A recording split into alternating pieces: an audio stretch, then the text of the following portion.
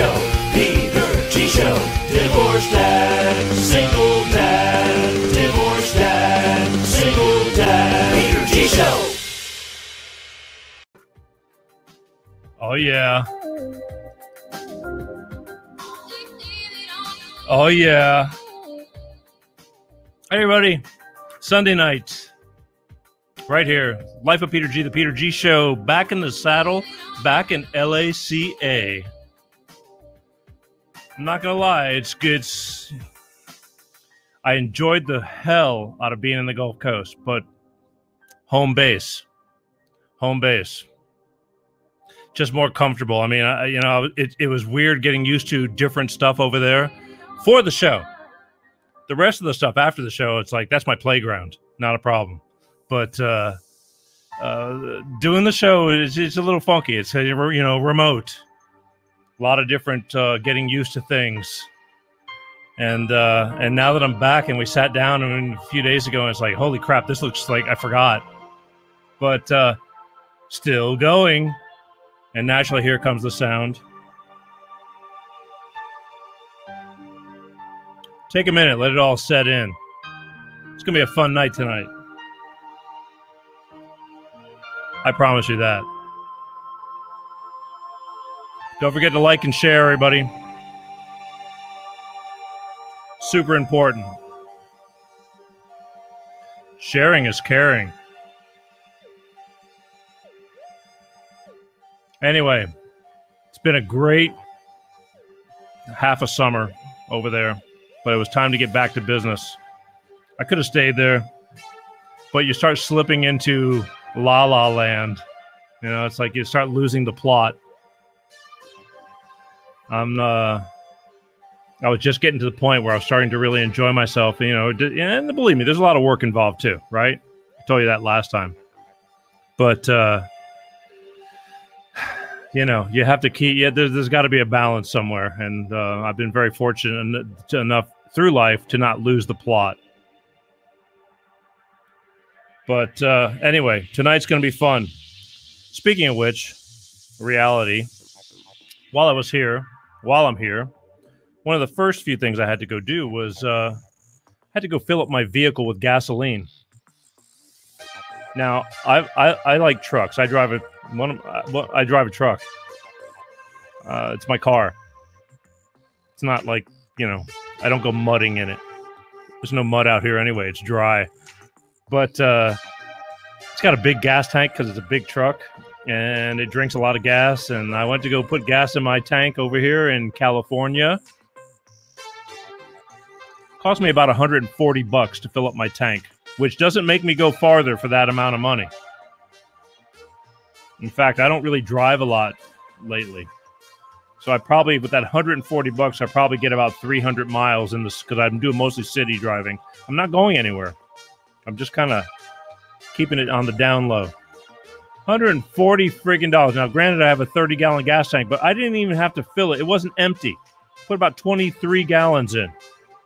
$140 friggin' dollars, people. How do you like your life so far, the way things are going? Now, I can get on one of those rants, but I'm going to save that because August we have a lot of that stuff coming up. But, you know. Anyway, I might get into that tonight a little bit. Depends. But tonight, I just had to throw that in because that, to me, that was, you know.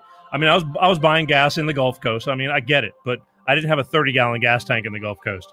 I had a 16 or 18-gallon gas tank in the Gulf Coast. And it was like, ouch. And everything, by the way, everything is about $1 plus a gallon less over there than it is here. Why? Don't know. Again, don't get me started. We can go all night on this shit. I tell you, it's really great to be here. It is. It's going to be a great night tonight.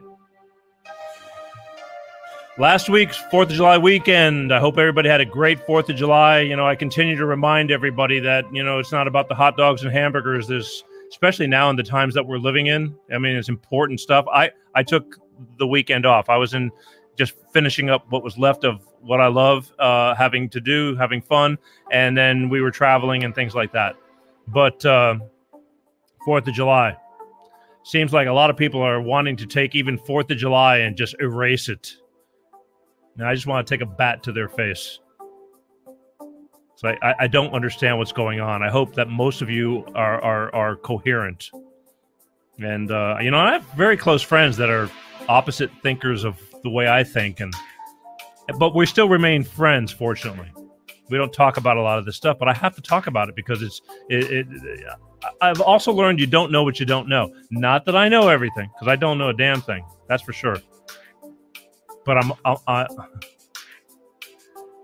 when you live long enough on this planet, you kind of start to figure things out. And there's some things that I would have never thought in our lifetime that we're going through, and we cannot forget what we're here for and what we stand for.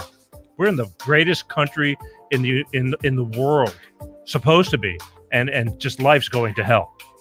So just think before you make decisions. You know, do a little bit of research. Don't believe everything you read, especially everything you see on TV, especially. Again, coming in August, we're going to get into all that stuff. Right now, that was anyway, 4th of July. I wish and I hope everybody had a great 4th of July weekend. Next week, go figure, gambling addiction. I would have never thought about gambling addiction, but I'm going to have Arnie and Sheila Wexler and Steve Jacobson. They wrote a book, All Bets Are Off. You know, I never thought about it, but gambling addiction, hey, that's an addiction. People die from gambling. They swim with the fishes. Get in over your head. Anyway, we're going to talk about gambling addiction with these guys. I never considered it. I just did, and they came to me, and they, you know, and I thought about it, you know, once again, I can't think of everything, but they knew better, and we're going to talk about it because I guarantee you, there's a bunch of people in this position. All bets are off. Gambling addiction next week, folks. You are not going to want to, again, I'm interested, so stay tuned. This week, tonight, we're going to have some fun tonight. Tonight I have TikTok sensation, and again, because I became a fan, and I'm not a big TikToker, my daughter is, but, you know, it's the truth. You start watching that shit, and then 4 hours later, you're still watching it and going, I got to get going. I got things to do. But I found this guy on TikTok, and let's just say I can kind of relate. But he's really, he doesn't hold back, and he really tells it like it is. And I thought about it, and I go, you know, I can relate, and I think there's a lot of people that can, and I want to have him on the show. And I reached out, and he graciously said yes. He knows what I do, and he still said yes. So we're going to have some fun. TikTok sensation, my dad 317, Mr. Steve Corsey, car guy. Why? I'm going to ask why people hate having to go through the process of buying a car at a dealership. Why is it such a pain in the ass? And he's a 30-plus year car veteran. He loves what he does. God bless him. Because I can't figure it out, but we'll get into that. And we're going to have some fun with that. But before we have some fun with that, speaking of loving what we do, I love what I do. And Bolt Energy, people. Bolt Energy. I want Pepsi and myself to tell you about Bolt Energy. Electrify your senses because, as I said, they know what I do, and they still sponsor me. So let's get something from Pepsi right here and myself, and we'll be right back. And we're going to bring Mr. Steve Corsey, my dad, 317, TikTok sensation, car guy, in a minute or so. Hang on. Hey, everybody. Peter G here from the Peter G Show with my friend Pepsi. Hey, Pepsi. Hey. We're here to tell you about our beloved Bolt Energy. That's right. Why Bolt Energy, Pepsi? Why Bolt Energy? Electrify your senses. Electrify. It's got no preservatives. Top that. Top that. No preservatives. It's enriched with antioxidants and vitamins. Antioxidants. It's a cleaner energy drink, Pepsi. It's good stuff. Good stuff. And believe it or not, it tastes great. Tastes great. What's your take on this? Nothing more American than baseball, apple pie, and Bolt Energy. So ask for it in stores. Tell them the Peter G Show sent you and get you some Bolt Energy. We love you guys. Peace. That's right. Bolt Energy. Love Bolt Energy. Just got through talking to them. They were in Vegas, the UFC fight last night. Everybody was there, including Donald Trump. I don't know if you saw any of those videos. People were chanting for him. It's not me. You know, I'm not the crazy one, but I just see what I see. Again, $140 to fill up my gas tank. Pisses me off. Anyway, all right. So without further ado, I think that's what we're going to do right now. I'm going to bring on. You ready, Steve? Okay. He says. I think he said. I think he said either that or he was just got a nervous twitch going on. One or the other. All right, ladies and gentlemen, it's my pleasure to bring on my new friend, car guy, TikTok sensation, my dad, 317, Mr. Steve Corsey. Hey, buddy, how's it going? What's going on, Peter? Well. Again, it's all you tonight, my friend. Great. Yeah, it's all you tonight. As I don't know if you were listening, but I kind of told people that you're what, a 30-year 33. 30. Oof.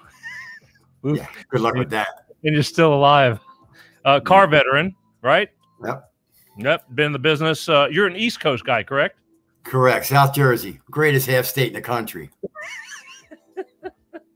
Yeah, I lived over there on 33rd and 3rd, you know. That's North Jersey, those knuckleheads up there. Oh, shit. What can I tell you? So I kind of stumbled onto you several years ago. Not several years ago, probably a year and a half ago. Is that about how long you been on TikTok? Almost 2 years. Yeah. And I don't know how the hell, again, I'm just scrambling through things and I'm just watching and going, wow. I mean, because you just kind of like tell it like it is. I mean, you give scenarios. I mean, and again, being in the business, and I have a few clips of yours, and we'll in a minute we'll play one, and we'll kind of base everything off of that because, you know, I think buying a car is a really pain in the ass process. I don't know why it has to be so tedious, long, and grueling. And a lot of people, I think, agree with me about that stuff. And you as a salesman, it's like, you know, have to go through all that shit too. And, you know, there's pros and cons on both sides. And we're going to talk about that. My job's to knock those walls down and make it fun. Well, I hear you, but I don't think everybody may be as good as you. True. You know, I mean, it's very true. But because I've met a lot of people and I've talked to a lot of people and they go, oh my God, I can't, you know, and you have to have a car, and that's the God-given truth. You know, people have to buy cars, but it's a lot of them go, I can't stand going to a dealership. It's like, why does it have to be this difficult? Why? Most of the time people, they're just not prepared for that situation. I understand, but it is kind of, there's a process, and it's a long process. It's not so simple, right? No, it's not like Walmart. You can't walk in and just scan it and go. I mean, you got banking to do. You got motor vehicle to do. You know, it's a whole process. You got to trade in. It adds more time. You got to get it appraised. It is a process, but if you allow the salesman to go through that process, it goes a lot smoother. But a lot of time they put the blocks on it. They put up a bunch of objections that are really a bunch of horse shit, but they're just objections to not buy. I get it. They have to buy. But they need a car. And that's the thing. We're going to talk about all that in a minute. But first, here's what I want to do. If you don't mind, I'd like to play let me see. Where are we? I'd like to play a clip that I snatched off of your TikTok. And this is day in the life as a car salesman. Yeah, and this is going to be a typical example. And don't ask me how I know, but I just know. And this is a day in the life and the typical example of you having to go through the process and all the crap. And again, and they look at you like, you know, they have no clue and they're just running you ragged. So here we go. Yeah, check this out. Back and forth 6 freaking times, moving 6 cars out. Drive them all. Just pick out a fucking car, for Christ's sake. Hey, Mr. Johnson, got the keys for you. Boy, cold out there. 6 cars. You guys want coffee? What do you want my business card for? You're not getting my business card. We're doing this now. Talk to your wife. About what? This is about you, Bob. About you. Now put on those big boy pants. You show her who's boss of that house. Check with your bank. That's a bunch of bullshit, Bob. What are you gonna save, 2 points? Change your payment by $8. You wanna do all that work for $8, Bob? I'll tell you what, you keep your $1,000 down. I'll do the deal with 0 down. Just give me a check for $3 grand to cover your tax and tags, and I'll keep your payment the same. It's a win-win. And you save $1,000, Bob. No, I'm not fixing a bumper, Bob. And definitely not. It comes with 1 key. Congratulations. You have your insurance card? And there you have it. I got to tell you, I end all my sales. My whole career ended the same exact way. You have your business, you have your insurance card on you? Yeah, no, I get it. But again, getting to that point, you just when your video first opened up, moving 6 cars, people come in. It's like they have nothing else in their life to do, and they take up all your time. I never looked at it like that. That it's their time. It's their time. Yeah, they would never see that in real life. You know what I mean? That's just me talking to my head. No, but that's true. The customer will never see that from me. You got to do what you got to do to move that car. It's end of story. You know, hell and high water. Everybody in that dealership works for you. So if it takes 6 cars to move, you got to do it. I get it. But again, moving shit. And how about a lot again? You got people that they're very the people that walk onto the lot and they're very standoffish because you're a sleazy car salesman. So what happens? Right. How do you break down those walls? Slowly, slowly. But they come around. They do. Well, because again, people do have to have a car. They got to buy a car, and there's some people I'm sure that no matter how hard you try, they end up backing out, leaving, and then somehow or another going someplace else. And just because they're there, not that they got a better deal or any of that, but they happen to end up somewhere else and going, well, screw it, I'm burned out, and they end up buying a car no matter what your efforts are. That happens, but one thing holds true in the car business: if that sale doesn't work, you did that. And if the sale does work, you did that too. Because they didn't come there to buy pizza. They came there to buy a car. The moment they pulled in that parking lot, they committed to buying a car. What about the looky-loos? I mean, you got people that are just, they're coming in and they're kind of, and they're just starting and I'm just looking and you're just selling. You got to slow down. You got to slow them down. Wow. I mean, a lot of people, are very skittish because, yes, you've been in the car business long enough. So there was a heyday back in the 80s, and I guess you were involved in that, were you? Back in the 70s. 70s, huh? That was the birth of sleazy salesman. You know why it was like that? Because back in the day, we owned the whole world. We told the customer what the price was. There was no books out there to tell you what the value was. So we could write our own numbers. There was no banks out there that told you this is the most we're going to give you. The manufacturer, they just delivered the cars. Right. And like I said, right now, today, that's all gone. The banks tell you what they're going to give you. The customer knows everything now. And the manufacturer, they're holding your money over their head with the surveys. So, yeah, there you go.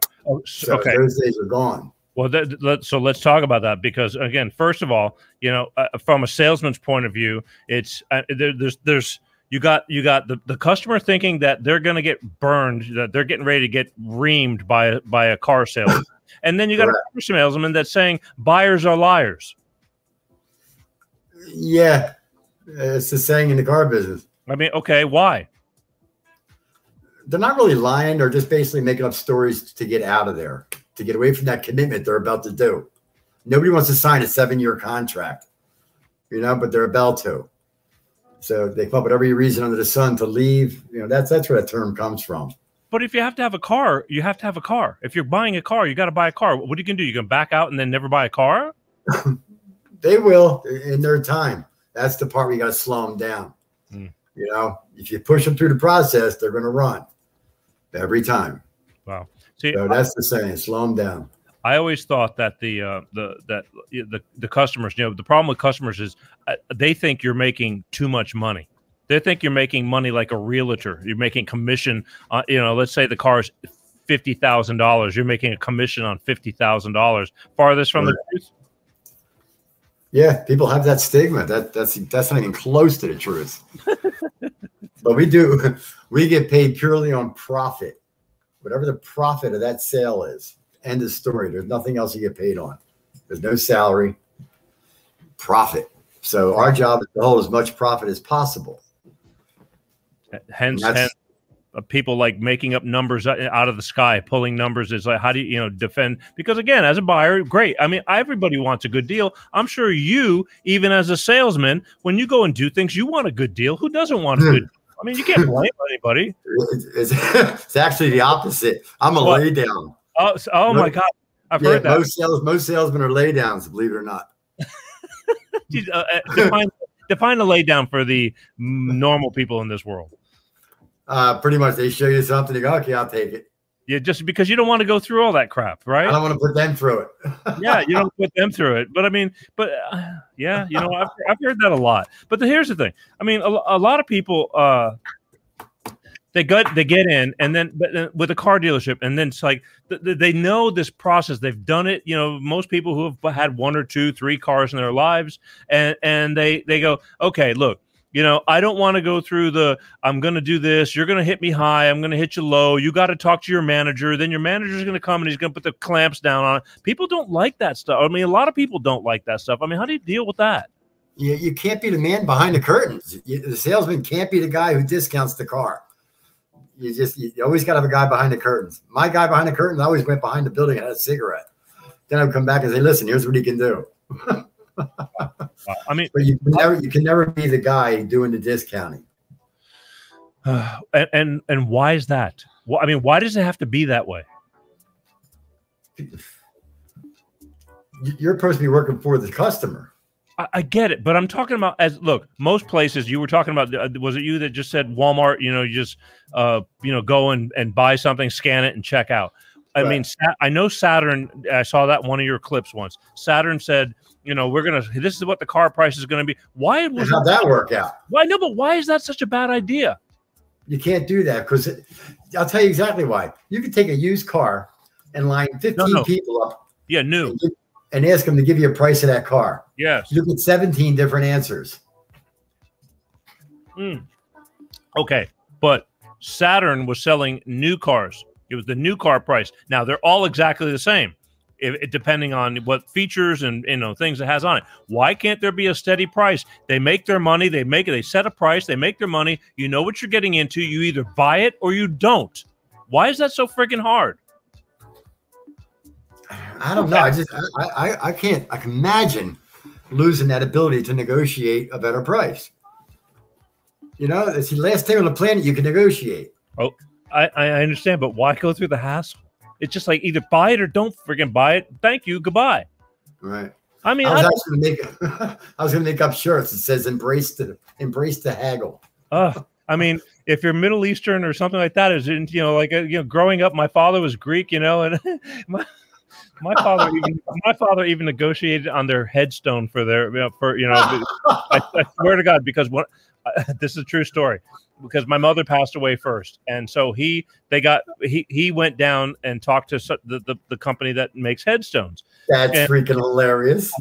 This is a true story, and my father's he's not tight, but he still is old school. He's old school. He was 92 years old when he passed away, and so but he went down there, and it was a double headstone. So someday that headstone is going to be part of his, which it is now. And I remember when I was. I finally picked up the phone. I'm going, there's no way you could have gotten it for that much, because he got a really great deal as far as I was concerned. Now, does that make him cheap or thrifty? Thrifty, but the thing is, it's just like, in the day, everything was negotiable. And nowadays it's like, here it is, come and get it. Buy it or not, Amazon. Buy it or don't buy it. Simple. You know what I mean? God, does Amazon sell headstones now? Well, I know they sell, coffins and things like that. Sure, probably. But the thing was, so I called the guy. I called him, and he goes, your father's a really good negotiator. And I was shocked because I never used to deal with my father with that kind of stuff. And they were just normal folks. They didn't buy a lot of stuff as they got older. So you didn't see that very often. But he negotiated a pretty good deal for a headstone. But the thing is with cars, I mean, people, it's an 8-hour process listen, I'm sure there's people, because believe me, I'm the kind of guy, if I'm going to buy a car, I'm going to look ahead of time. Before I walk into that dealership, I am not going there to just be looking. That's right. But there's so many people that will just waste your friggin' time because they want to touch, and I get it, they want to touch, they want to feel. But the thing is, when you narrow it down, and there's a lot of people, I've heard people going, yeah, I go, I'm about 2 years out. What do you do besides cut them loose? I'm 2 years out. It's like, what the hell are you thinking, Bob? Right. Or that product that's coming out a year from now, they want information on. Get the fuck out. Well, there you go. But again, I would never walk into a dealership unless I knew I'm getting ready to throw down on a car. And then you do have those sales. I'm sure you have those sales with those people. They know exactly what they want. They already looked. They found what they wanted, and they came in. And it's like, okay, you go back and forth a little bit, and boom, you got a deal. And you go home at night going, why can't every day be like that? But it's not. Well, you earn that lay down. You earn that guy by going through all the crap that you go through. You deserve that guy. Well, yeah, but 1 in every 20. It's okay. It's like, come on, life is too short. Yeah, because I prided myself on taking those people that had all the internet information or all the information they have, and then having them leave in a car they never came in on. That's a nice feeling, I'm sure, too. But the thing is, I mean, you've been in the business a long time, so you're probably really very good at what you do. But there's a lot of people in the business, and that are just along. They're just kind of doing what they're doing. And they're okay. They're mediocre. They do their job, but I call it the 80-20. You got that 20% of people that are killing it, and the other 80 they're surviving. It's a job, and you have to live there, and you're doing it, but you're not that 20%. Can I tell you a story that a guy told me in 1988 when I was a rookie? Yeah, that changed everything, man. Yeah. His name was Marty Lustgarten, Martin Dealerships, and I met him as a rookie. And he asked me if the owner was in. And I said, no, he just left. I said, are you the owner? And he says, no, son, you're the owner. I said, what are you talking about? He goes, I provide you with a desk, a telephone, and all this inventory. He's like, I got mechanics that'll fix your cars. I got detail boys, lot boys, management staff to order your cars, get them bought at the bank. And I got receptionists back there to answer your phones for you. And also got people to do your payroll and your motor vehicle work. Everyone in this building works for you. In a respectful way, everyone works for you so you can sell a car, including me. I own the place, and I'm providing everything here for you. It didn't cost you a dime, and you got a multi-million-dollar car dealership, and you get to keep 25% of everything you do. You're in business for yourself, kid. And I never looked back. I committed to what I was doing, and that's how you become successful in anything in life. The moment you commit to being a salesman, I don't care if you're a trash man. The moment you commit to being a trash man, that's when you'll succeed to be the best. Okay, and what about all these people? I mean, the people that have made the business to where it's earned that badge of a bunch of sleazeballs. How do you overcome that? You know what? Every business has that. Lawyers have it. Priests have it. Every business out there. Absolutely. But for some reason, the car business is just got, you just hear it a lot. I mean, yeah, get that point too, but it's that overcoming of, of until you break people down and you go, no, I'm not that guy. I'm here to help you buy a car. But until you get there, the walls are up. You're slowly breaking. Correct. Wow. That's correct. There's only one business that has more walls than we do, and that's the timeshare industry. Ugh. But that's 100%. Do they even sell timeshares anymore? Most people are just getting out of them. Sure. Yeah? Who's stupid enough to do that? Believe me, they're out there. Millions. Wow. I worked for a company for a year and getting people out of timeshare. Wow. And man, I learned a lot about that industry. I don't even want to talk about that. I can tell about getting out of timeshares because, back in the day, I mean, I remember, and this is probably going back to the 70s or so, when, it was kind of a cool thing. Hey, you own a part of it, but then it really became, you found out how uncool it was. And, that's the most powerful contract on the planet. Really? That says you're going to pay me the rest of your life. And when you die, your kids are going to pay me. Wow. That's here's what I want to do before I forget. I'm going to, we actually have phone lines, and I'm going to put it out. If anybody wants to talk to my dad, 317, Mr. Steve Corsey, 818-259-7983. Not sure. I call my people the greatest lurkers in the world. They love to watch them. Yeah, honestly, it's the truth. They want to watch and see who else is going to do something. So they may or may not call, but I'm going to put it out there anyway, and I think the phones will work. We haven't tried them yet, but they worked when we were here last time, 2 months ago. And if anybody has any questions for Steve, 818-259-7983, I want to play another clip. because this is again, this stuff kind of just, I don't know, it's near and dear to my heart, kind of, in a weird kind of way. And we'll talk about this part in a second. So here, you we'll watch this and we'll talk about it. What's that measuring up at? About 46. 46. Freaking serious. Sleeting out here. Cola's a bitch. He wants to measure it up, see if his golf clubs will fit. How the fuck do golf clubs not fit in a goddamn Tahoe?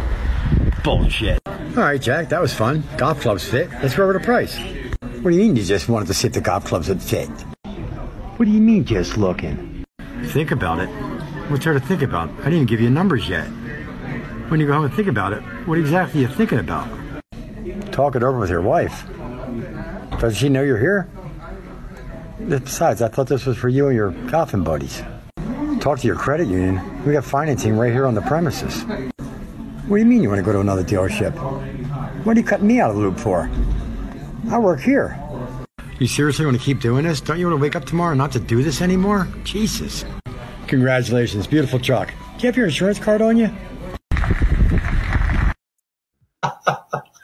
And there you have it. Now let's go from the beginning of that little clip. God knows how many customers you've probably had in your lifetime that come there with their tape measures. Yeah. Happens all the time. Mostly with Dodge customers. Really? Why is that? I don't know. They're my favorite customers of all time. Why is that? Dodge, Chrysler, Jeep.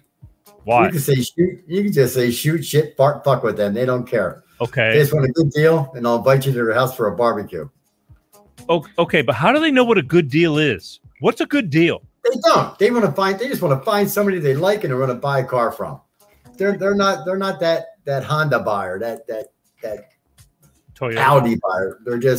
They're down to earth people. They're good, Really? solid, blue collar, my kind of people. Ford, same way. Here's the thing. My ex would just go. I mean, one day many years ago, I wanted a Harley Davidson Ford F-150. You know, one of their signature series back in the day, probably 2003, 2002.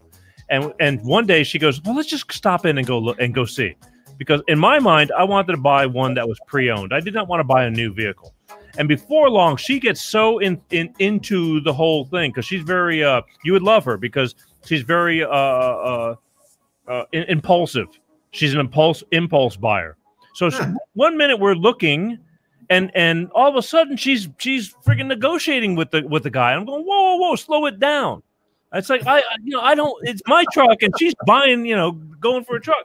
But that's the whole thing. It's like our conversation with you, sir, is over. I'm talking to your wife now. Exactly. I mean, normally it's the opposite, right? And they get pissed off. They go, you don't know who to talk to. Who's the boss? She would have bought that damn truck had I not stopped her. But the thing is, how do you deal with all that stuff? I mean, they're coming in and it's like, what's a good price? And so she would throw a number out of the blue in her head. That was the whole thing. It's like there was no gauge. It was just an obvious, like you just say, I want $5,000 off or whatever. How do you deal with that? You know what? A good deal is a state of mind. There's no such number that is a true. That's a great deal. A good deal is 100% state of mind. That's what pisses me off about, like when people buy a car and then they go home, instead of the jerk off saying, you know what, congratulations on your purchase, they have to put them down and say, oh, you could have saved more. You did this wrong. Then they call you up the next day and they have the buyer's remorse that was created by some idiot that wasn't there the whole time. Never can stand that. Okay, so let's talk about that too. What about when you have the customer that has somebody talking in their ear, making that phone call? They're calling somebody. I don't talk to anybody over the phone, first of all. When I come in, we'll talk. But my first thing to that guy, I shut them right down. I said, listen, I'll talk to you about politics, religion. I don't care what it is, the topic. But I will not talk to you about ownership. I sold the car to this lady. I didn't sell you a car. Well, so I shut them right off. They're out. But she's making the phone call, and she's talking to them. They're not talking to you. And he's guiding her on the phone and really throwing a wrench in the fan. And I'll crush him. In defense of my customer who left yesterday feeling really good, and now look what you've done to her. I'll put it back on them. That customer was happy. And a good deal really is a state of mind. There's no number out there that's like, that's the number. They're all different. That's why I told you 15 people will give you 17 different answers of a value of a car. Let's talk about this. Used cars have, different values everywhere. Why is it nowadays I see used cars are more a set price than a new car? Internet caused that. Well, let's talk about it. Well, you can't advertise your worst price online. The whole world's looking at it. Right. So they usually put them out. They usually put them out there on loser numbers. So they're losing money. What they're hoping to do is sell you back end product, warranties, gap, stuff like that. But the internet prices are usually loser prices. And they stick to them because they're losing money. So that's why they're pretty much set now. That's what happened there. Okay, so which you just led me into a question that I wanted to ask you and forgot all about. So it's like a process of getting reamed, as far as I'm concerned. Not reamed, but the process is like, okay, I just had a shot at you. Let's go next. You're going to go into the finance office where they're now going to try. It's like, I hope your butt isn't that sore because we still have a good shot at you. We're going to sell you more stuff or attempt to sell you more stuff. And I got to tell you, I'm a kind of late at the time. All I wanted to know was that my car was going to be good for the amount of time while I was paying for it. And I've bought warranties before in finance, and I'd never really negotiated on warranties, which I know that you can to a certain extent, because I just wanted to make sure that if my car broke while I was paying for it, I didn't want to put nothing out of pocket and whatever. Let me tell you something. That's the part of the business that grinds me, because that's changed over the years. Back in the day, the finance manager used to be a god. I mean, the banks used to wine and dine them, take them out to, just wine and dine the business manager because he sold product. He sold warranties, gap, etch, all that stuff. That finance manager was a salesman, and he sold all that stuff. Today, the managers kind of pack the payments on the salesman. Salesman doesn't really know it, but they're adding 10, 20 bucks to the payment as a cushion for the finance manager to sell his shit. So that stuff didn't happen back in the day. You used to have strong managers back there. Well, now today's a little bit different. And what about being strong? What about being a strong finance manager? Selling your that's their job. Why is it? But you're pushing it back on other people. Well, they're using the salesman. They're stealing from the salesman is what they're doing. That's the part that pisses me off about the business. And I'm in the business, so I could talk shit on it. Well, it's okay. I mean, and that's why we're talking about it, because you can talk shit about it. I don't know what goes on over in your end of the woods, but a lot of the dealerships nowadays that I bump into, when you buy a car, after you buy the car, they sit down and tell you, oh, by the way, we have add-ons on the car. And this is already on the car, and you're going to have to buy it because it's on the car already. I'm talking about $10, edging, door edges, for $500 warranty and things like that. What do you feel about all that crap? I'm okay with it. It's the dealership's car, not, ultimately it's their car. They can do what they want with it. You know what I mean? But they want to add those things on, they can. But you got a customer, and you're kind of working for that customer, and yet all of a sudden you got objections going on because not only did they add on $500 for door edges and door fingernail scratch, clear little pieces of plastic. But let me ask you a question. If I gave you all that stuff, would you take it for nothing, for free? Would you take it? Well, yes. Okay, well, then there must be some value there. Really? To who? You just said you would take it. I would take it because I don't want to pay for it. It's not that big a deal for me. I don't want to. I wouldn't have put it on in my car if I did. I don't know what they call it. Permaplate, all that coatings, undercoating, all that shit. Oh yeah, okay. And that's because it's like, all right, look, I want to buy your car, but now you're really starting to, now here comes the part where you're bending me over. Okay, well, if I took that off and I gave it to you the price for the sticker on there, use it as a closing tool. You know what I mean? You can close people with it too. Look, again, I'm not cheap. I'm just reasonable. No, I get it. I'm reasonable. It's like I understand. $4 pinstripes not cheap. I don't know. I'm just. It's. That's changed over the years. We used to have the guy do the hand painting. Of what? Hand paint the pinstripes. The pen. Yeah, but it was real paint. It wasn't a sticker. Right. you know, that was nice. I mean, people like that. Today it's a sticker. So okay, but the thing is, isn't that usually come on with the manufacturer? no. Oh, what really? They do pinstripes still to this day? Absolutely. Really? Absolutely. That guy'll strike 50 cars in one day. I've never seen it. Every day they're there. Wow. You got so many guys in the car business. You got the pinstripe guy. You got the dent guy. You got the glass guy. You got the leak guy for the sunroofs. Yes. You got the but those are guys that fix things to make the cars sellable, which has nothing to do with the purchase. correct. Except But it still costs money. it does cost money because if there's dents in the car, I mean, people don't want dents, but That's correct. but that is not, you're not selling that with, I mean, that's in the price of the car regardless. They chose to fix that car to take that dent So we out. can get more money on the sale. When we can ask for more money. But it's still in the price when you go there. That's the price of the car, not after you buy the car. And it's like, here's your car, tax, license, registration, and again, Florida and stuff has some really bad packing and things like that, from what I understand. And by the way, and there's also, we have a few add-ons that are on the car, and it's really a great thing to have. And people going, whoa! There's $1,500 tacked onto this car that I was prepared to spend. Yeah, look at you laughing. $1,500, and it's like, I don't want that. And you know, it's like, well, it's already on the car.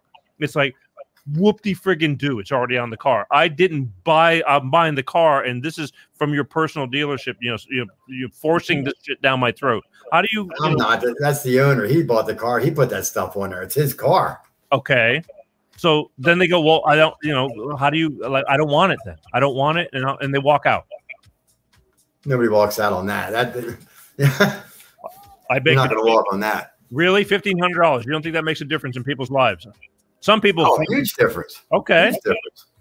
But if you don't see the value there, then you know, we'll work on that on discounting. You know, because especially what kind of value do you think that has, and what do you feel? What do you feel is a good price for that? I think a lot of these dealerships, it's like the price is the price, and it's like it's set, and you don't want it. There's the door. I hate to say it, but wait a minute. You just said earlier you liked that about Saturn. I did too. I did, but that wasn't. Here's the thing: let me rephrase that. You're buying a car. You go to the let's just say a used car. Okay, you go buy there's the internet price, because nowadays everything's internet driven. Sad to say, you're buying the car. There's the price. It's $20,999. 21,000 plus tax and license. You get there, and all of a sudden it's 21,999 plus. They got the plastic, you know, this and that, and they got the permaplate, and all of a sudden it's like, whoa. That wasn't on the advertised price of the car. That now it's like plus this, plus that, plus that. I'm listening. Yeah, I'm trying to think what you're saying there. Like, what, after you come in? Yeah, when you come in, because you want to buy the car. The car is 21 grand plus tax. I tried to tell you that earlier. When it's online, probably a loser.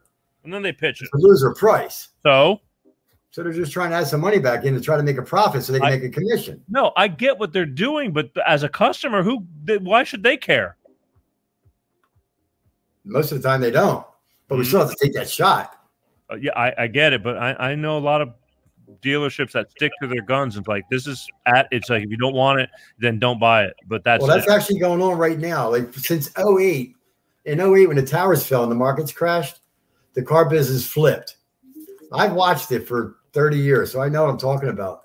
It's the first time that we sold out of fear. Nobody was coming into dealerships, so dealerships went into the give it away mode. Give it away. And it was just fear. Well, now it's 13 years later, and now it's the dealerships back in control. There's a seller's market out there right now. Oh, there's no inventory right now. Everything's gone for sticker now. A sticker? Are you guys on the East Coast? There's no inventory. I mean, I drive by these dealerships. There's no car. That's my point.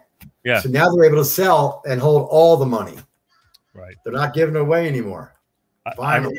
I remember in the early like when the crash in the 8-9, people were leasing Mercedes like C-class cars for $279 a month. You were getting a Mercedes Benz, which was you know, for $279 a month. Now a C-class is not a really big car, but it's still away, man. Yeah, and now that car is 500 plus a month, and people would come back 3 years later and going, "Well, I want the same car, and not only do I want the same car, but I want it for less than what I paid last time." And they were giving you like the go pound sand. It's like, I want to be 6'3" with a full head of hair. That ain't happening. Oh, wow. I mean, but this is what drives me so crazy with the car business, because it's so unpredictable, and people get used to this stuff, especially the misers, and these people that want to drive Mercedes-Benz at a Kia price, and they got to do that back in 2009 and 8, and all of a sudden, you're paying back to Mercedes prices. Like, not everyone can drive a Mercedes. That's right. That's exactly what's happening right now. Everything's at a premium. Wow. So, it's a long time in the waiting for that.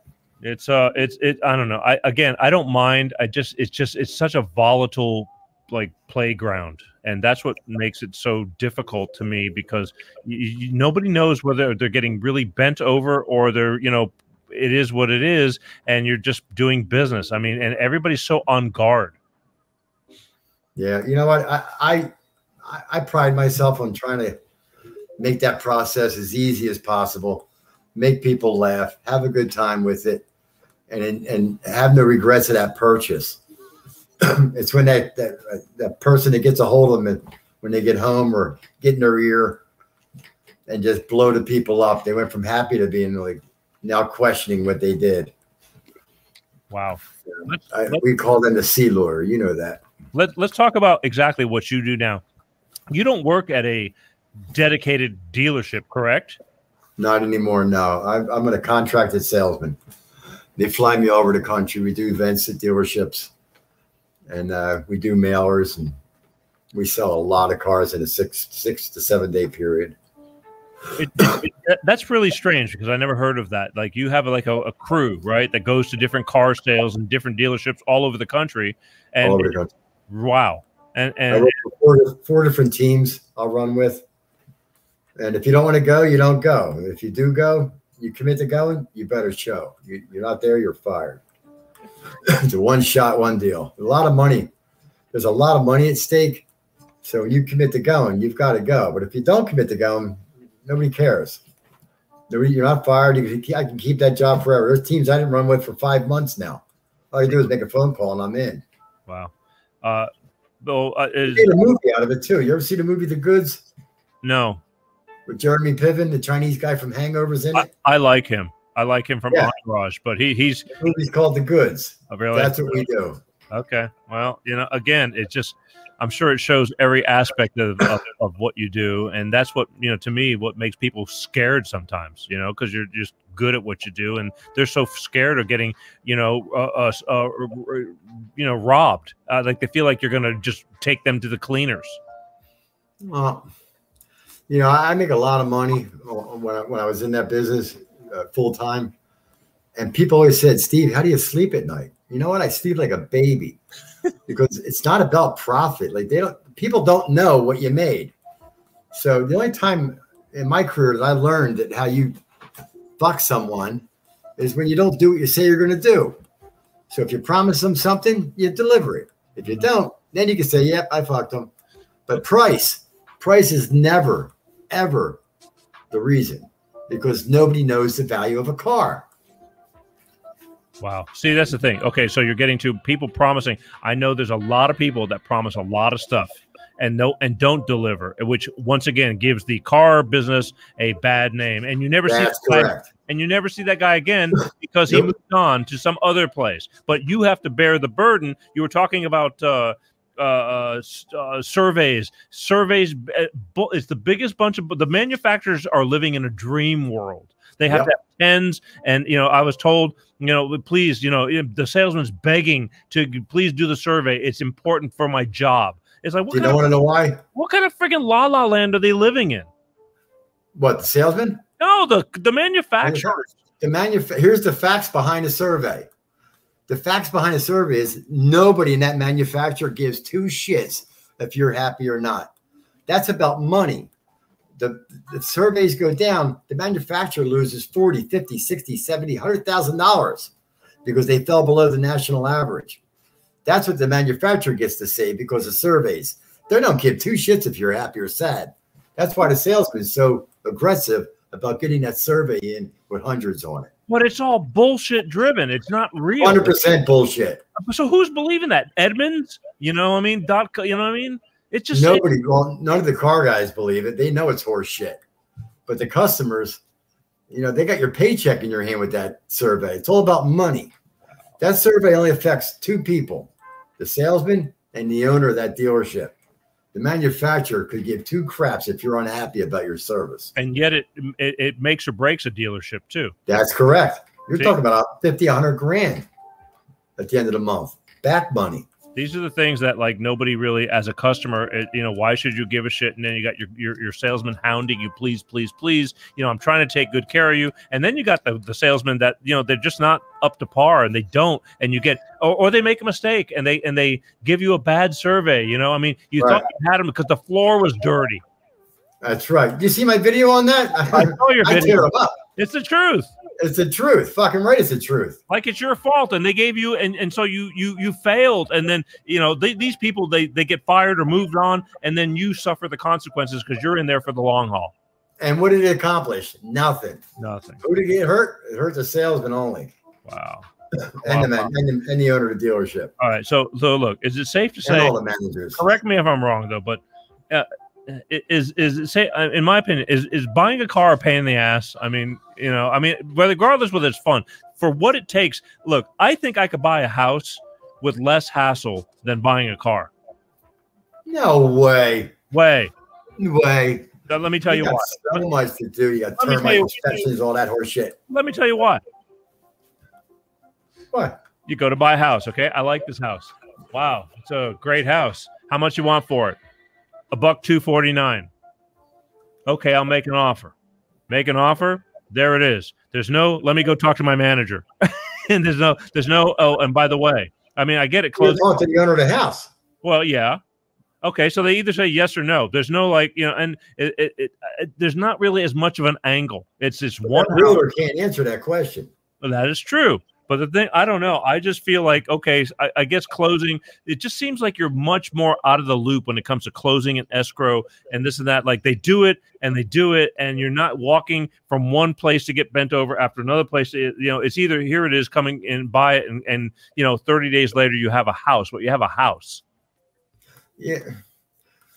Yeah, I don't want to get into the house. Sorry, I'm devil's advocate. I'm sorry. You know, that house thing's a bunch of horse shit too. We've been delivered the wrong promise on that one. How the hell is that a thing to do? Look, I don't know. I'm just here to do a show and don't get me started on buying a house. Let me get you started on something. Talk about losing your ass. I know. Well, yes and no. I mean, look, no, there's no well. What? I don't think houses are bad. I think cars are. You know, you don't buy cars to try to make money. You buy cars because they're tools. Most appreciating asset you'll ever own. There you go. Okay. But you know what? After 10 years of paying taxes on the house that you own, yeah, where's the savings? I don't know if there's savings, but it's your house. I mean, well, the bank's house or whatever, however you want to look at it. But the thing is, if you sold it, you hopefully should not be losing money unless you're in a bad market, which you just don't. Well, the taxes in South Jersey right now are $11,000 on the house I just moved out of. No, I in 10 years, you're talking about $110,000 just in taxes. No, East Coast taxes are freaking horrible. That's why we moved. If your house is worth $300,000 in 30 years, all the interest you paid on that house plus 30 years of taxes. I mean, how's that? How's that mathematically a good buy? Because you don't think when you sell it, the margin of it's going to be worth a lot more. How much could it be worth more? Double? Dude, look, we sold our house. We were in Connecticut, in East Haven, Connecticut, and it was commercial real estate, but it was a residential home. And we sold it in 1977 for $42,000, okay? A corner lot. And I dare say that thing was probably more than now. Again, it's 40 years ago, but a $500,000 or more. But it's 40 years of times that by the taxes for 40 years you paid. Yeah, I don't know what the taxes were, so I can't. It was 10,000. You're talking about 400,000. My old man left because he was tired of paying because it was a nice area, but Connecticut has its beauty, but the taxes were crazy. But then again, here I am living in California. Not to mention the hundreds of thousands you put into the house over the 40 years. Yes. All right, now you're. I don't know. It doesn't make any sense to me. Now I'm sad again. I'm sad again. That's stupid. Hey, let's yeah, no, it's okay. I want to turn the table. We're run again. The time flies quicker than I really wanted it to be. I want to get, if you don't mind, I'd like to switch gears a little bit. Let's talk about Steve Corsey a little bit. Okay. I mean, the man behind the 30 years plus of being a car guy. What made you go on to TikTok and start all this stuff? I actually got 2 little ones. Well, now my daughter's 20, Kaylee. Yeah. And my son Jared, he's 16 now. So. I mean, they were doing this TikTok thing. I was like, what is that? And I started looking at it. I was like, man, that's awesome. You made these videos? He's like, yeah. I said, I want to do that. So she made me an account and she goes, what do you want your username to be? And I said, just put my dad. So when you see my videos, you can say, that's my dad. Well, that name was taken. So I said, well, do our number. Me and my children, 317 is a big time number. That's the day my father passed away. It was March 17th. How long ago? 1994. Oh, damn. 93. I apologize. 93. Died young. Yeah, he did. 56, man. I'm a year older than what he was. Yeah. So he was a young man, but what a great man he was. Every day of my life, 317 comes into my life. No matter what happens, whether it's a receipt, time, or something throughout my day, 317 pops up every day. Yeah. Well, that's now happening for my children. Yeah. And so we added my dad 317 on there. Wow. And you just started TikTok. What's that? You just started a TikTok. I did. So I made a couple of videos. Everybody starts out with their dog or a cat. Everyone with their videos, if you look at their very first videos, it's always with an animal. Well, I did the same thing without knowing. And then I made the car video about not getting fucked in a car dealership. Did you see that one? I'm sure I have, but I'll give you the live version. Here we go. Ladies and gentlemen. Some people like to get fucked in their bedroom or maybe a hotel. But if you got it that way, maybe the back of a bus. But the last place you want to get fucked is in a car dealership. So follow me, my dad 317. I'll give you my 32 years experience, and I'll show you how to walk your hair, not doing the walk of shame. Wow. Yeah. I got 1.4 million views. Well, again, that's what I was kind of taken back because, again, my TikTok, I just go on TikTok. I really don't work on it, and my shows are long, and I don't jump off of buildings, and so it sucks. But I do watch, and that's how you caught my eye. And I saw that. And I saw your daughter too, and she was kind of participating in your stuff, or somehow or another. She was, because my daughter does not give a shit about my show. I mean, she's 15 and she thinks I'm stupid. It's like, I love my daughter was the same way until I went viral. Now she hates me. Well, I mean, today, unfortunately, I had a discussion because we did this morning. I was out because I had to take her to do her horse chores, and I included her horse in the saw that. Okay, so the thing was, she looked at me when we were leaving. She goes, I'm going to need Apollo's going to need some residuals on you every time you use him for your. And I'm going, you got to be kidding me. And then we got into this conversation. I mean, because again, she's 15. My stuff isn't really for her, so I don't expect her to get me. But I know she loves me, but it's just she just doesn't get it. She thinks it gets worse. They'll never get us. They don't get us, man. Yeah. So one day, I mean, maybe with a little bit of luck, but it kind of hurts. But I do understand that. I mean, I didn't do this for her to love what I do. I did it for other people who go, you got to be at our, mental capacity and go through hell and still be here to understand what I do. Yeah, I am blessed though. My daughter, she's phenomenal. My son is a good boy. Good. So yeah, I got very blessed with that. They're good kids. Let's talk about going through hell. Married, single, divorce? Divorce. Divorce. Yeah. Okay. Welcome to the club. Yeah, it's not a fun thing. I mean, it's a journey you got to go through if you have to. You come out the other side better than when you went in. That's God's promise. darkness. Yeah, I mean, but and you hope that your children don't get all messed up from all the mess in between. I mean, it looks like things are going really well. Like your kids are still, really in good shape throughout the whole thing. They are. They're. We made sure of that. That's something they. No, they're in good shape with that. They respect both parents. There's a rule about that divorce, not to talk shit on each other. Well, yeah, but that doesn't always happen. Sometimes people, no, it doesn't. It doesn't. That's how I started this world. I started this show because of all that. I mean, I wear divorce and single parenting on my sleeve, and I get deep into that certain shows. But again, this live stuff is called Life with Peter G, and we talk about everything. But the thing is, I was more about the kids getting all messed up because it's not their fault and things happen. But do you talk to your ex? I do. Oh, see, as opposed to, again, some people just don't have that luck and have that relationship. Didn't have that for a long time, though. It takes time. You're very lucky.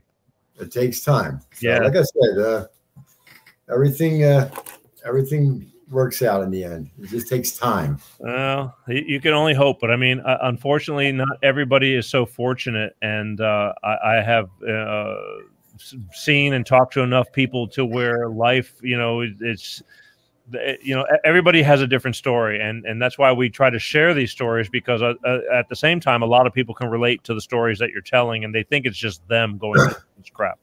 But no, it's a serious thing to go through. You and as men, we're not allowed to talk about it. You got to be strong, bury that deep. Don't talk to nobody. Move on. But it's definitely a process. Do you think that's right to just not talk to anything, to talk about it? Absolutely not. We do need each other to talk to as men. All right, because yesterday you just kind of hit on me a little bit about something like that. I'm going, and I go, I don't feel bad one bit about talking to people about stuff, because we're just human. We're just because we're men. I mean, we're men, but we are. You know what?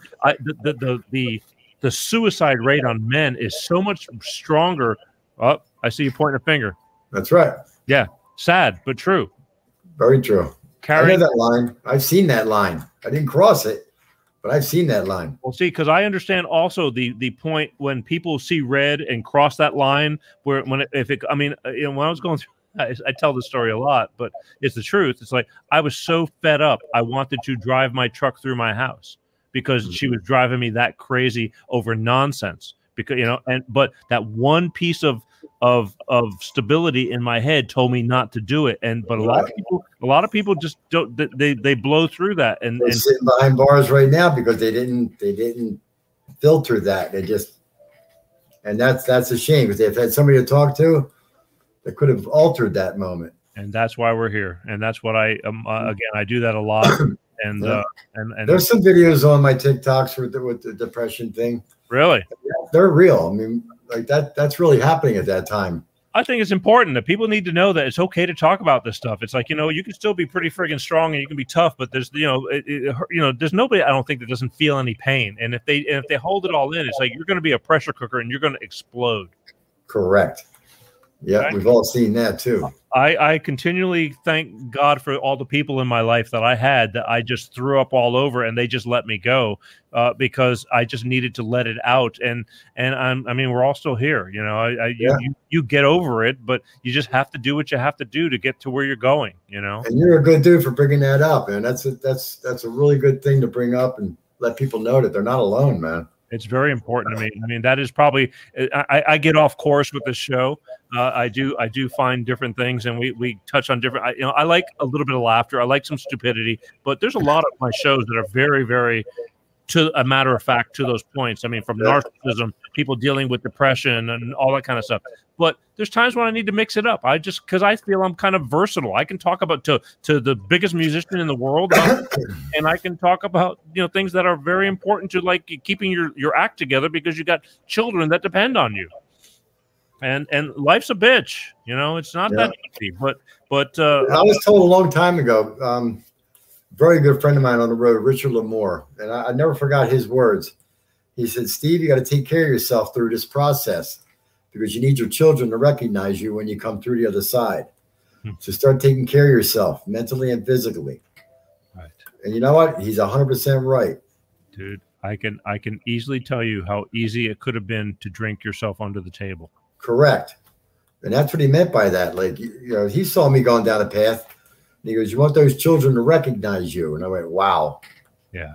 Yeah. Very powerful words. And you know, I'm sure, I don't know. I mean, just in this short period of time that I've been talking to you through the past few months, I can, you know, I live for my daughter. I mean, you know, she's everything to me, and I can tell that your kids are everything to you, you know. Right. So it's a big deal. But on that same note, like I'm kind of weaning off of that, so I got to start living for me now. Well, that's cool. They're at that age now where they're doing their own thing. Like they're not 12 and 13 anymore. Oh, I know. So they're in a world where I'm not really invited, which is normal. Yeah. Did you want your father there when you were 18 and 17? Yeah. No, I get it. They're becoming their own man, their own woman now. Yeah. So now I got to get it back on track. It's my turn to work on me now. When my dad 317 got his groove back. Right? Well, but the thing is, you did what you had to do because you had to do it. That's correct. That's a sacrifice. You know what I mean? I stopped dead in my tracks, everything, because that baby needed me then, you know, and now you're right. I mean, there's some certain things that come out of her mouth. I'm going, shit, don't ask, don't tell. You know, I don't want to know, right. You know, because she's not stupid. I mean, remember when we were 15, we knew way too much. Not as much as they know, man. I'm telling you, with all these videos and shit, the only information we got as kids was from our teachers or our parents or our friends.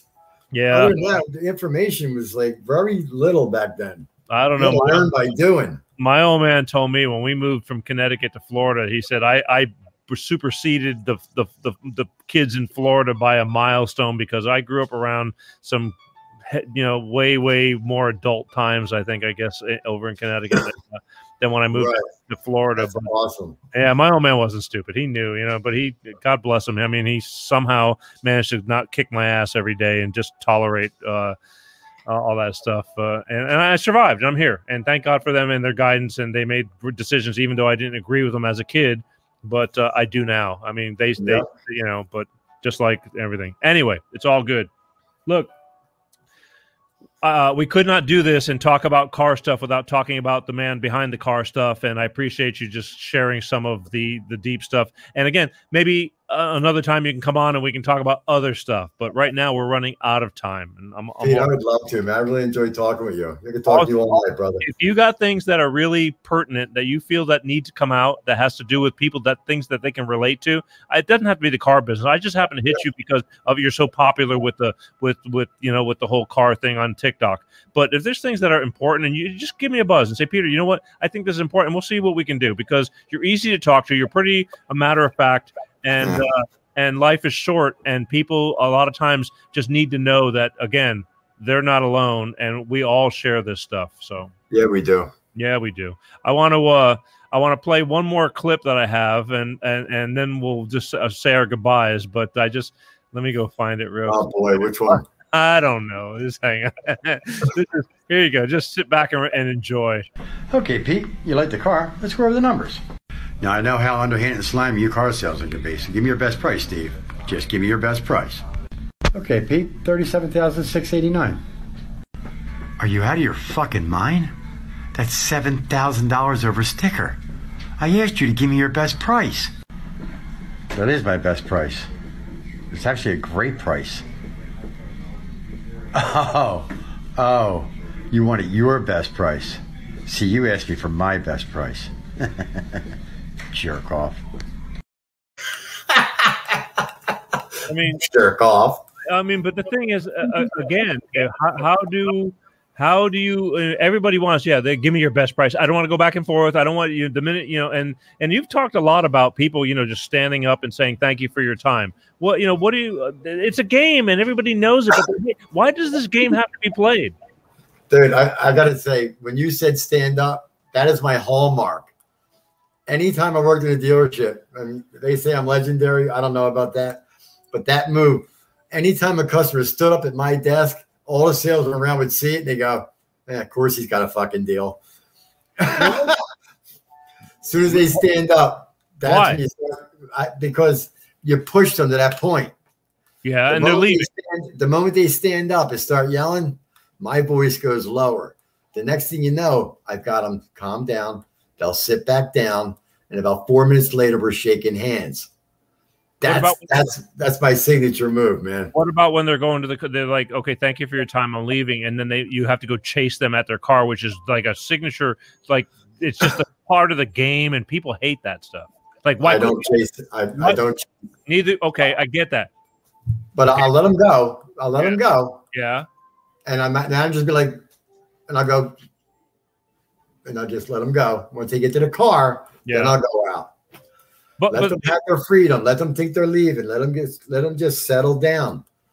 You know, I love the game. I just love the game. You're again. You either got to have it in your blood or you don't. Because the thing is, it's like in my mind, if I was getting up and walking away, and I went to my car, and then all of a sudden I'm getting in the car, and then your manager suddenly changes his mind and makes you go chase after me while I'm pulling out, and I got to park my car again. It's like, why the fuck couldn't you just tell me that? There I go. I'm getting upset now. I'm serious, because it's like, why couldn't you just do that so we could just do this and get it over with? Because we're trying to make a profit. I get it, but do you think they actually lose? Dealerships? Yeah. Sure they do. I don't see them closing down. No. In the big picture, no. Yeah. But per deal, they make losers throughout the entire month. Well, when you add them all together and divide it by the units, you get an average cost per copy. I get it, but somehow or another, between service and this and that, it all works out, doesn't it? For the owner. Yeah. Not for the sales. But the truth is, they do rate losers throughout the month. All right. Yes, they do.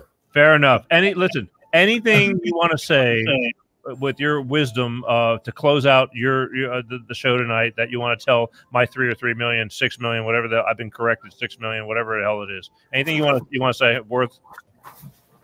No, I got no words of wisdom on that. Don't put me on a spot like that. I got to come up with something good. I got nothing. Come on.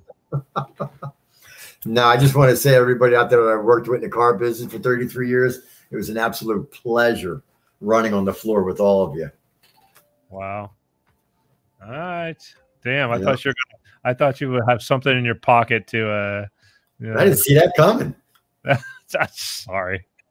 It's all good. Words of wisdom. I'm a car salesman. I got no words of wisdom. I know. But listen, I don't know. I think there's some funny in all those situations. I mean, you always got, there's always something to make you laugh, to get you through the day. Listen, I got a 7th grade education according to my documents. Me stumbling into the car business, was the greatest thing that ever happened to me, because I was projected to make $19,000 an hour if I got a Mr. Softy route. You know? Yeah. Do they still have Mr. Softy? They do. They do. Yes, they do. Are they hiring? No. But I stumbled into the car world. Listen, there's certain ways to get paid in this country. You can go under the table. You got hourly. You got salary. And you got commission. Yeah. And that's the car business. Your potential of earning is unlimited. So the only limitations you have are the ones you put on yourself.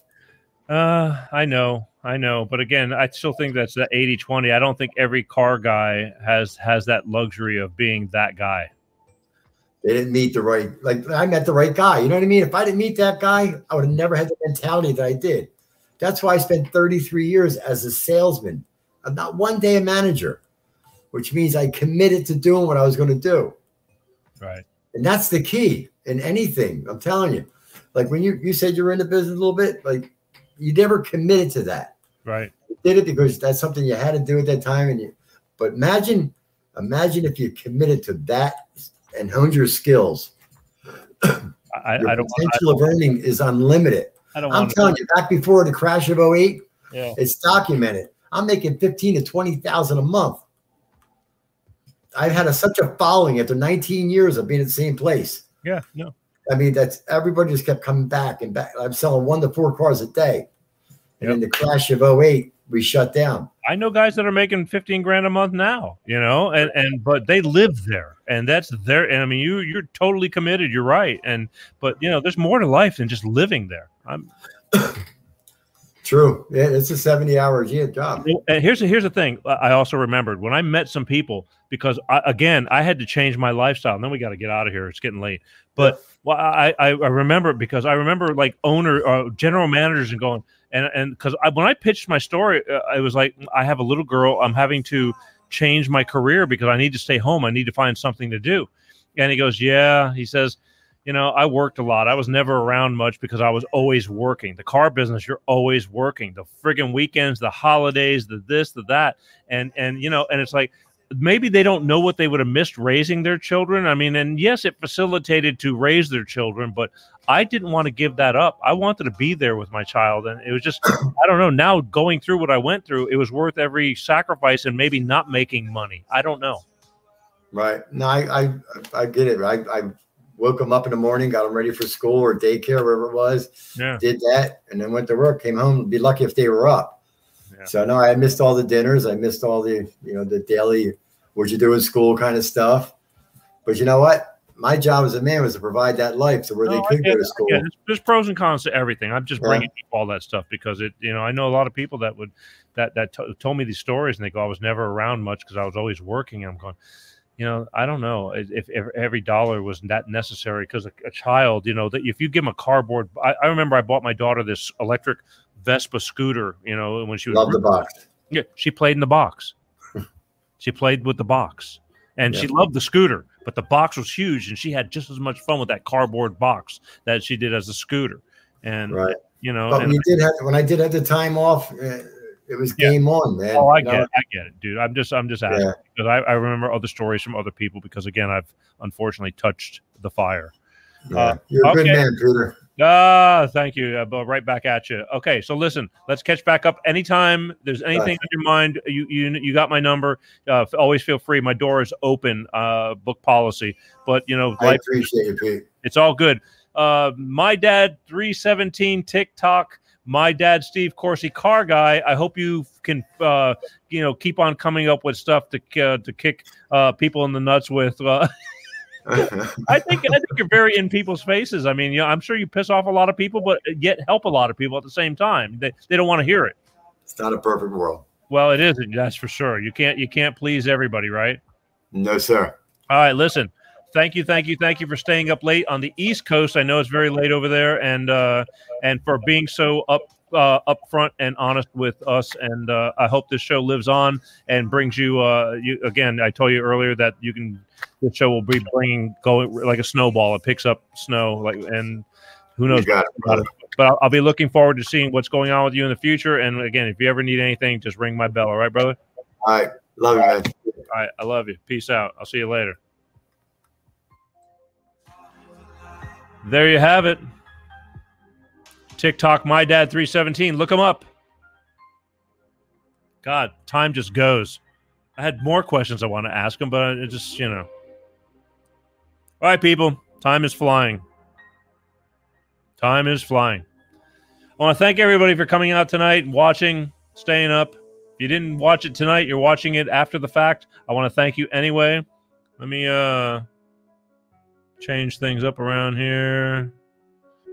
Oh, that's what I wanted to ask you. If be a guest on my show. Speaking of being a guest on my show, if anybody's got anything of worth and you want to be on my show, I want you to contact us. All right? info@petergshow.com. That's right. Because had I not said certain things like that, we would not be having on the show next week gambling addiction. All bets are off. This is a book by Arnie and Sheila Wexler and Steve Jacobson. And we're going to talk to them next week about gambling addiction. I didn't think about it, but, you know, gambling addiction, that's a serious thing too. Make or break you. I just never, you know, you think about drug addiction and all things like that, but gambling addiction, I only because I don't personally know people that are addicted to gambling, but apparently there's a lot, and it kind of makes sense. And these little things can kill you. It destroys families. You can go broke and live out on the streets because of gambling. You can't stop gambling. So we're going to talk to them next week. And I would not have been able to be doing this show next week had I not asked for the same thing. I said, you want to be a guest on my show? You have something worth talking about? Let us know. And that's how they contacted us. Because, again, We're worldwide. info@petergshow.com. Say, hey, Peter, I think this is worth talking about. Let me know. Let me know. I want to thank everybody for watching. Next week, again, gambling addiction. I've got so much stuff that I want to talk about personally, but this month we are already booked with guests and things, and but we got to get back to, I want to talk about life. If you want to talk about life, let me know what's going on in your life. I opened up the phone lines. Nobody wanted to call, and I kept forgetting to keep repeating myself to talk to Steve. But I think Steve covered a lot of bases and a lot of things that we don't normally talk about. So I hope it was worth it to you. It was definitely worth it to me. Again, I'll remind you guys, we're here every Sunday night, 8:30 Pacific, 10:30 Central, 11:30 on the East Coast, where Steve was at in New Jersey. Be kind. Can't say that enough. You don't have to take a bunch of shit from people, but don't be an asshole. Just be kind, man. Life is short. I thank my God every day for when I at least waking up, and I get thrown a lot of curveballs. We all do. But I'm still here. We're still here. And I appreciate each and every one of you for being here. So please, take care of yourselves. Because life is for the living. A lot of people go through a lot of hell and things go wrong, and what are you going to do? But we all get through it. All right? So till next week, I'll see you guys again. And as always, I love you guys. Peace out. It's Peter G. Show. See you next week. Peter G. Show. Peter G. Show. Divorce dad, single dad, divorce dad, single dad. Peter G. Show.